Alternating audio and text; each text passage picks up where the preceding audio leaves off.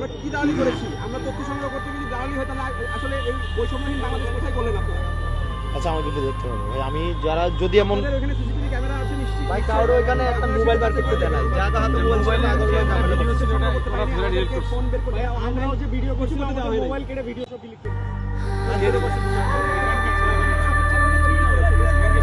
আমাদেরকে মারা হয়েছে, তারপরে কোনো প্রমাণ যেন না থাকে এই জন্য তারা ভিডিও ভিডিও হয়তো বা প্রকাশ করতাম না, আপনার কাছে নিয়ে আসতাম ভাই কালকে এটা করতো সবসময়। সেই কাজটা এখন বৈষম্যহীন ছাত্র আন্দোলন করতেছে কিনা?